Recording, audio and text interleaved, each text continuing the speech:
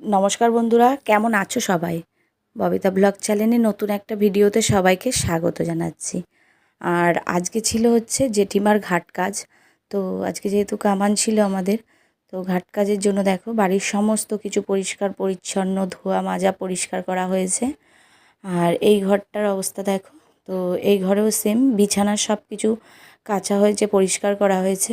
আর fridge থেকে সব কিছু বের করে ফ্রিজটাও পুছে নিয়েছি সকালবেলা। আর সবাই ঘাটে রয়েছে, মানে গঙ্গার ঘাটে গেছে। আমি যেহেতু গঙ্গার ঘাটে যেতে পারবো না, আমি সেহেতু বাড়িতে সব কিছু করে স্নান করে নিয়েছি। আর এই দেখো ফ্রিজের ওপরটাও সব পরিষ্কার করে রেখেছি, সব নিচে যে খাটের তলায় রেখেছি। আর পরিষ্কার করে এই যে দিক দিয়ে রেখে দিয়েছি। তো তোমাদের দাদাভাই এসে আবার ডিউটিতে যাবে, তো রান্না করেছি। ভাই খেয়ে মানে টিফিন নিয়ে কাজে চলে গেছে, আর আমি এই যে চা খেয়েছি। আর চা খাওয়ার পরে একটু পরে ভাত খেয়ে নেব। আর এই যে দেখো এইখানে মাইক্রোওভেনের উপরেও বাসন, সব জায়গাতে মানে বাসন সব কিছু ছড়িয়ে রয়েছে। আর আজকে দেখো এখন করেছি তাড়াহুড়ো করে কুমড়ো ভাতে আর আলু ভাতে দিয়েছিলাম। আর এই আম সেদ্ধ রয়েছে। আর এই দেখো করেছি এটা হচ্ছে ডাল দিয়ে সবজি দিয়ে একটা তরকারি। তো আমাদের ঘরের অবস্থাটা একবার দেখাই চলো। এই যে আমার অনিকবাবু দেখো টাকলু হয়েছে। তো এখনই রেগে যাবে, দেখো বলবে সবাইকে দেখাচ্ছ আমি টাকলু হয়েছি। তো এমনিতেই টাক হতে চাইছিল না, জোর জবরদস্তি করে টাক করা হয়েছে। আর এই দেখো আমার অবস্থা দেখো, এখনও মাথা আশ্রায়নি, কিচ্ছু করিনি, পুরো পাগলের মতো লাগছে দেখতে।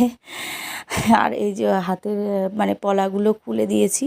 তো আমাদের নিয়ম যে কেউ মারা গেলে কামানের দিনকে হাতের পলাগুলো খুলে দিতে হয়। তো পলা দুটো কিছুদিন আগেই পড়েছিলাম, নতুনই ছিল। আর চলো এখন বিছানার চাদরটা পেতে নিই, আর হচ্ছে বালিশের কাভারগুলো লাগিয়ে দিই। তো এই বিছানা চাদরের যেটা এটা পাতবো, তো ভাবলাম যে ওইগুলো না লাগিয়ে এই বিছানার চাদরের সঙ্গে যে সেটের কাভারগুলো রয়েছে ওইগুলো লাগিয়ে দিই চলো। কেননা অনুষ্ঠানের দিন বাড়িতে দেখতে সুন্দরও লাগবে সেটটা পাতা থাকলে। তো সেই কারণে দেখো এই যে সেটের কাভারগুলো নিয়ে এসেছি। তো এই কাভারগুলোই পরিয়ে দিচ্ছি। তো এই বালিশে হচ্ছে এই সেটটা হচ্ছে কোল বালিশের কাভার নেই, কোল বালিশটা আগের কাভারটাই লাগাবো। আর এখানে এই দুটো বালিশই লাগাবো। আর অনেকে একটু বকাবকি করছিলাম যে সকাল থেকে অনেক বেলা হয়েছে, তুমি তো পড়তে বসোনি, গঙ্গার ঘাটে গেছিলো যেহেতু ও বাবার সঙ্গে, মানে কাকিমাদের সঙ্গে সবার সঙ্গে গেছিলো। আর এসে এখন একটু ড্রয়িং করো। তো ড্রয়িং আবার মঙ্গলবারে, তখন মানে সব কমপ্লিট করতে পারবে না। তো এইসব বলছিলাম, ও বলছে আমাকে একটু রেস্ট দাও না, তুমি তুমি একদম ভালো মানা, এই সমস্তই বলছিল। আর হয়ে গেছে আমার বালিশের কাভার লাগানো কমপ্লিট। আর এবার অনেকেরটা লাগাবো। তো এই বালিশের অনেকের জন্য এই বালিশের কাভারটা নিয়েছিলাম। তো এই কালারটা না খুব সুন্দর, দেখো একটুও রং চটে না, খুব সুন্দর। আর খুব নরমও কাভারটা, মানে কালারটা খুব সুন্দর রয়েছে, একটুও রঙও ওঠেনি।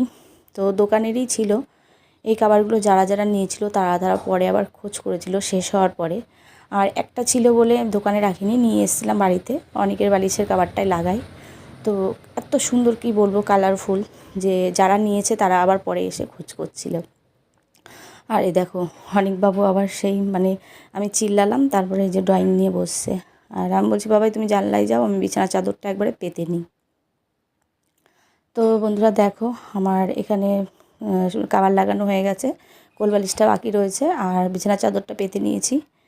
তো চলো ও এখন বলছে আম মাখা খাবে, দুদিন ধরে বায়না করছে আজকে মাখিয়ে দিই। এই দেখো ও দেখি একা একাই আমটা ছুলছে।